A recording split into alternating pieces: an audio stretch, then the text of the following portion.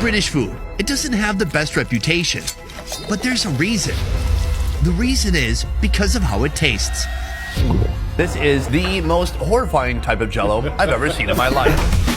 Okay, all joking aside, I've spent the last week in London delving deep and dissecting British delicacies, and I've discovered that food here is misunderstood. If you're going to enjoy a chip shop chip, the two things you need, salt and vinegar. What? Now, in this extended British food marathon, we're going inside the kitchens, the pubs, and the chippy shops in search of the very affordable and the very expensive. Beef Wellington. It's a food that sounds like it has good credit. It does. And even more expensive. Today's pie would be about £600. And more expensive still. Beautiful. You could sell that and buy a small car. I'm on a mission to team up with the people of London and learn why the food here speaks to their soul.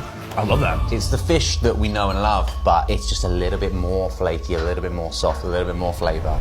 From British Indian curries. Of all the Indian food, I like my mom's the best. But when I want to have loads of friends be happy, something like this is absolutely perfect. It's like a gateway Indian dish. To mammoth-sized pies. I always think of a pie as a very humble thing. This is at the other end of that scale. Absolutely nothing is off limits. Right now, I'm absolutely Hank Marvin. What's that mean? It means starving. And it all starts with the most important meal of the day, breakfast. Coming in at 3 different price points. Very affordable, very medium, and outrageously expensive. But first, something much, much more affordable. In fact, this breakfast costs only a few dollars. This is my first day in London. This is going to be my first meal in London. Welcome. We've come to London's iconic Polo Bar, open all day, every day, serving up the best British diner food. In the past, British cuisine has been judged for being boring, sometimes bland. Yep. I've come here to London to bust those stereotypes. Thank you. And I'm doing it by starting with the iconic... In 1901, the owner of the Heinz Food Company, Henry Heinz, introduced his canned beans to the UK. Advertised as a convenient, affordable, and energy-packed meal, it became an instant hit. Now it's a breakfast staple. So, beans on toast at an affordable $3.14 a plate. Let's give it a shot. Look at those steaming beans. May I have some steaming beans? In just a moment, we're going to indulge on this indulgence. But first, I want to talk about you. Tom, you are a taxi driver here in London. Yeah, that's my profession. Gold standard, finest taxi driver in the world.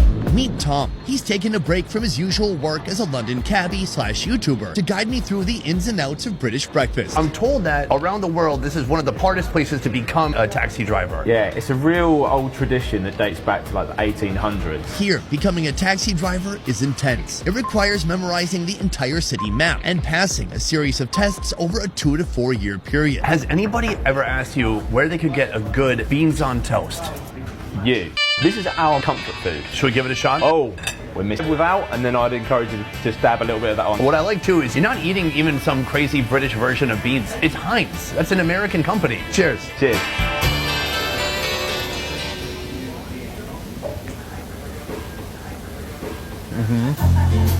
I like it. I'm liking it. I respect it. It is what it is. We're not reviewing 5-star filet mignon right now. What's good is that even if the toast is a little bit burnt, it's just get that sogginess of the beans. What I do like about it is they put a lot of sugar in the beans. The starchy kind of syrup of the beans, like you said, is saturated into the bread, making it kind of chewy. It feels like dorm food. The British bean obsession doesn't end with beans on toast. Here, you can also order this loaded egg, cheese, and bean sandwich. But there's also the iconic full English breakfast, which is what we're trying next. What is the occasion that people would be eating an English breakfast? It doesn't seem like something that people would eat every day. It's not. It's a treat. Meet Dean, general manager of 3SP Restaurant on the main floor of the 5-star South Place Hotel. Every now and then I've got a group of friends from the army days and we'll meet once a month and we'll find a good breakfast spot where we'll get a full English breakfast, or we call it belly buster. The full English breakfast is a hearty feast rooted in the 19th century Industrial Revolution. It was designed as a power-packed meal to jumpstart the day for laborers. I'd like to one by one go through each food item that's on that plate. Let's start with eggs. I'm going with 2 options. Sunny side up eggs and Dean's personal favorite, Poached eggs. That poached egg breaks open. You've got a good quality egg there. It's orange and it glistens. I'm so hungry right now. I know. All right, next food. Pork sausage, really important, goes back centuries. We boil them first and then we just finish them off in a little bit of a oily pan. Our bacon, we eat slightly different here as well. Most Americans like really crispy bacon. We don't. London